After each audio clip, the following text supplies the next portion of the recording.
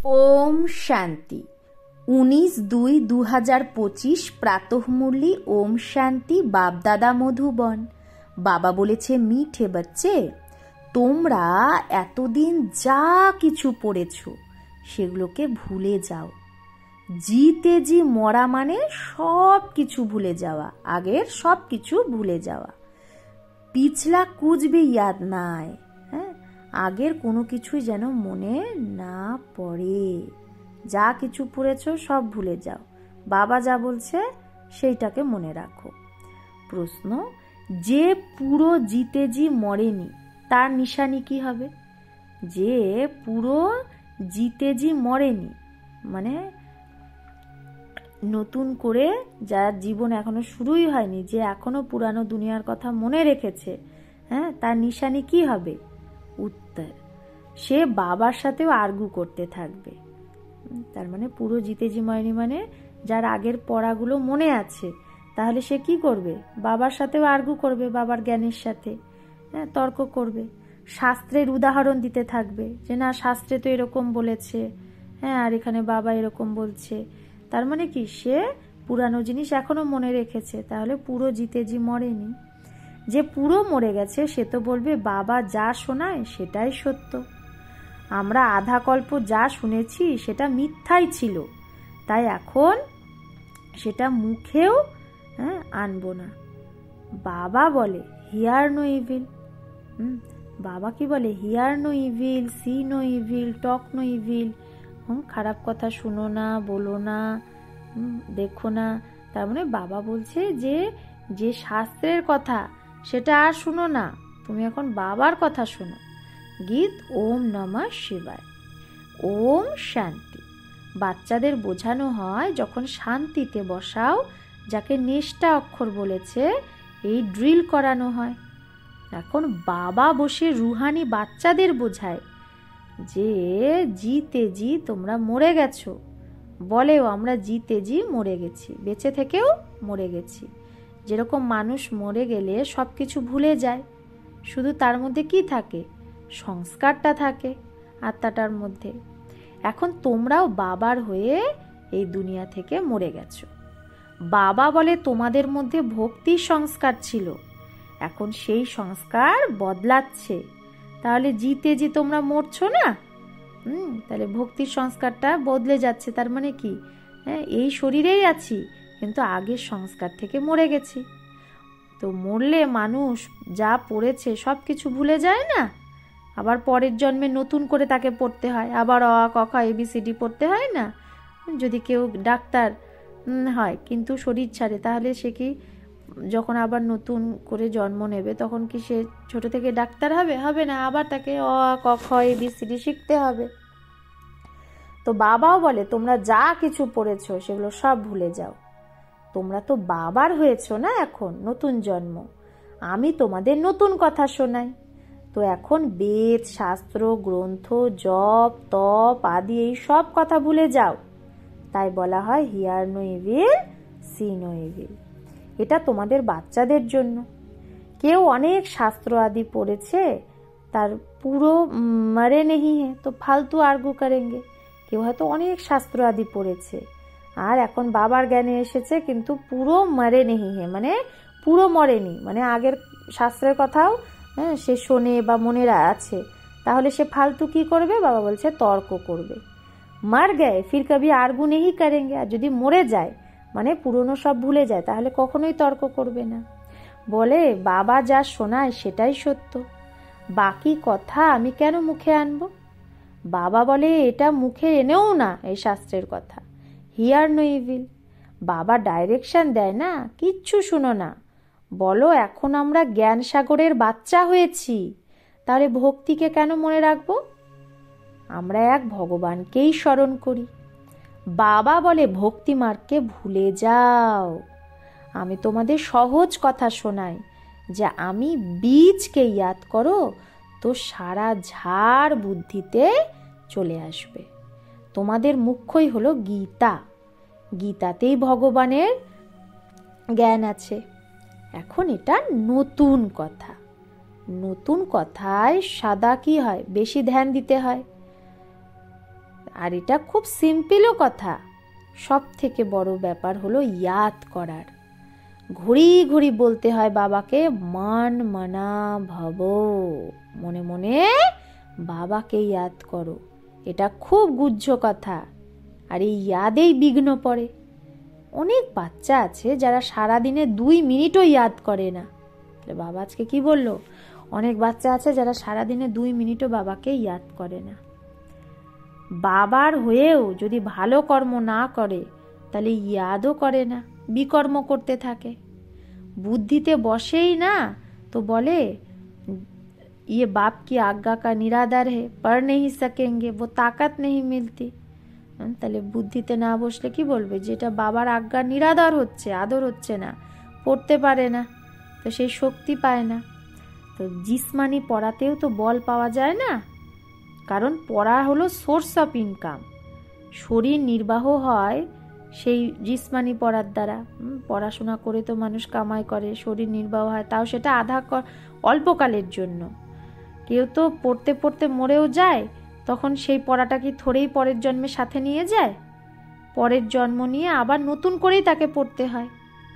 এখানে তো তোমরা যত পড়বে সেটা সাথে নিয়ে যাবে।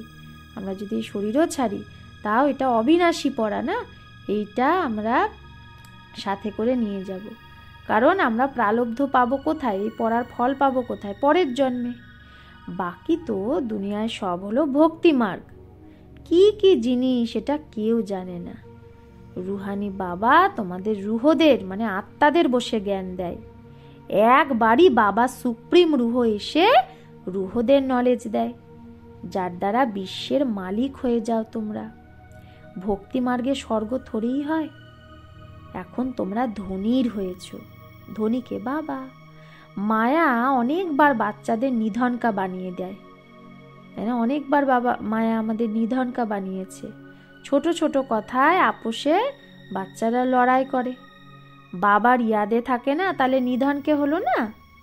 নিধনকা হলে নিশ্চয়ই কিছু না কিছু পাপ কর্ম করবে। বাবা বলে আমার হয়ে আমার নাম বদনাম করো না, একে অপরের সাথে খুব ভালোবেসে চলো, উল্টা সুল্টা বলো না।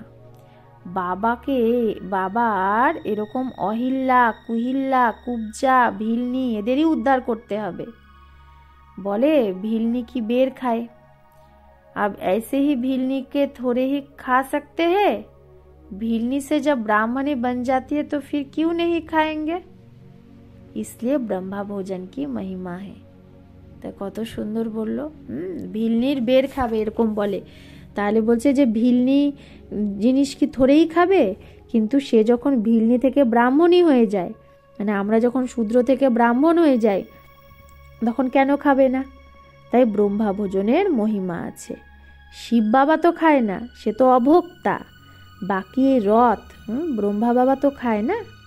তো তোমাদের বাচ্চাদের কারোর সাথে তর্ক করার দরকার নেই। সদা নিজেকে সেফ সাইড রাখা উচিত, সদা নিজেকে সেফ সাইড রাখা উচিত। অক্ষরই দুটো বলো, শিব বাবা বলে। শিব বাবাকেই রুদ্র বলা হয়। রুদ্র জ্ঞান যজ্ঞের দ্বারা বিনাশ জ্বালা বেরোয়, তো রুদ্র ভগবান হলো না। শ্রীকৃষ্ণকে তো রুদ্র বলে না। বিনাশও শ্রীকৃষ্ণ করায় না, বাবাই স্থাপনা বিনাশ পালনা করায়। নিজে কিছু করে খুদ কুছ নেই করতে, नहीं তো দোষ পড় যায়।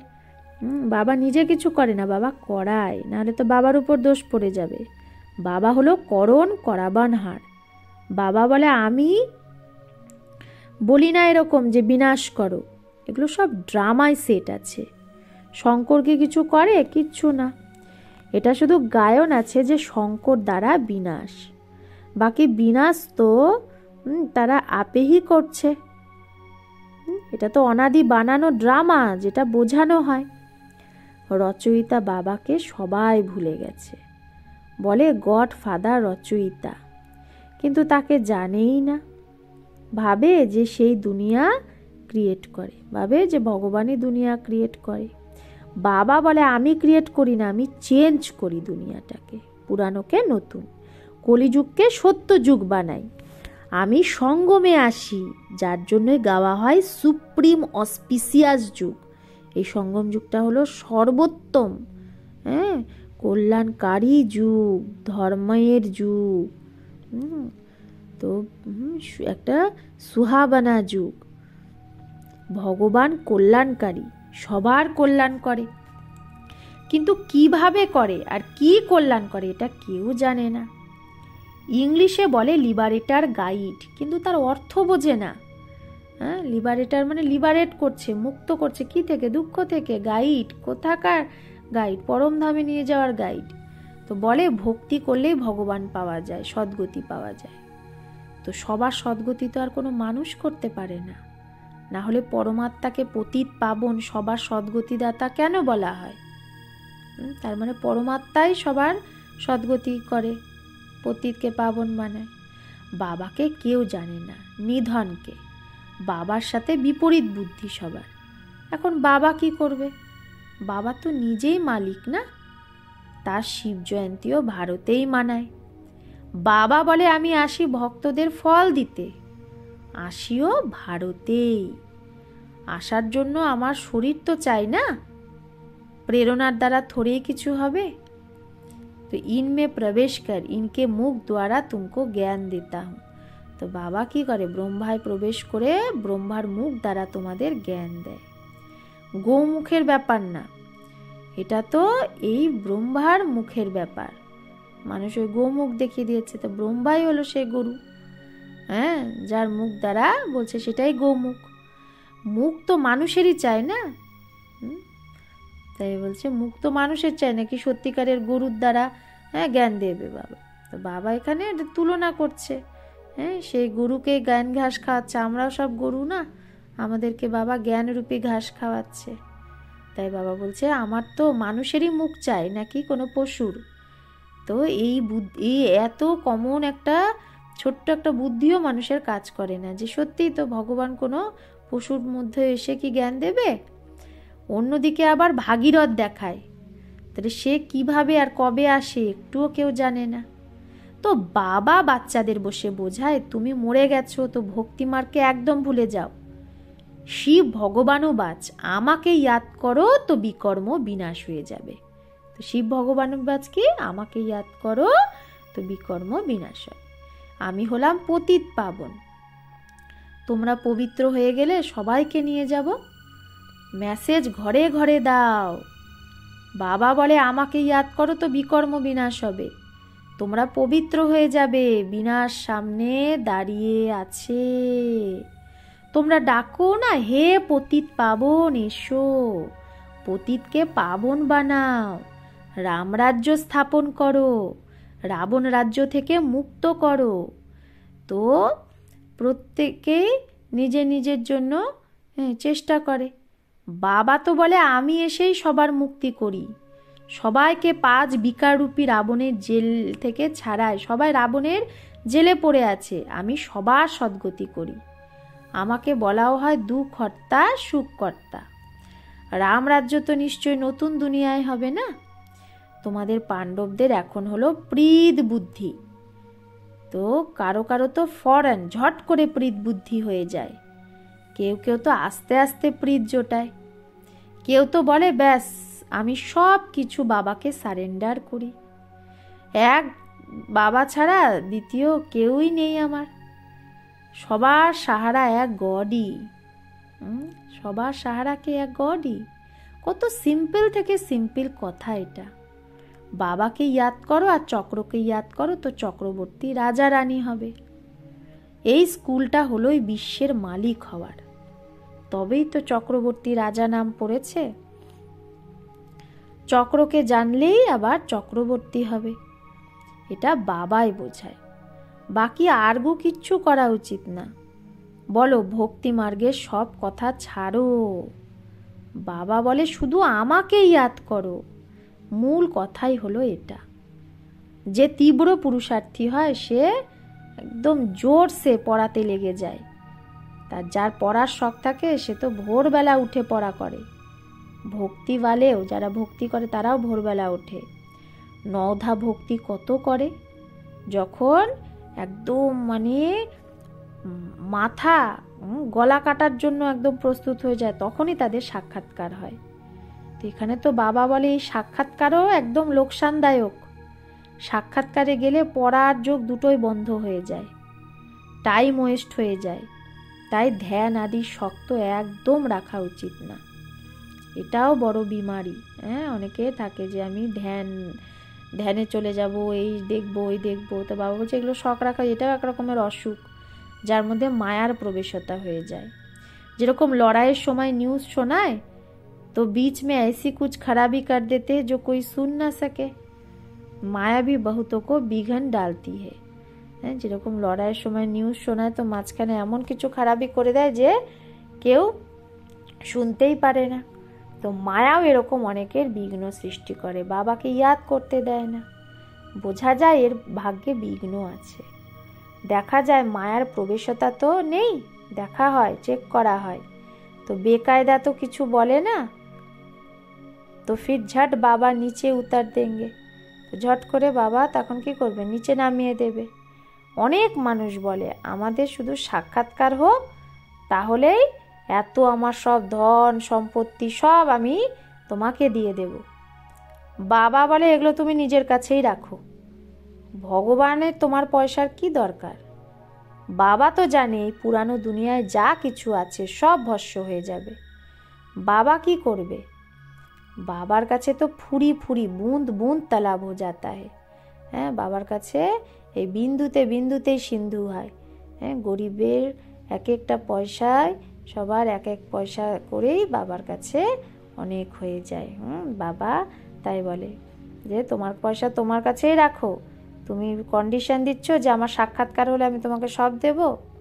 তো বাবার ডাইরেকশানে চলো, হসপিটাল কাম ইউনিভার্সিটি খোলো, যেখানে যে কেউ এসে বিশ্বের মালিক হতে পারে।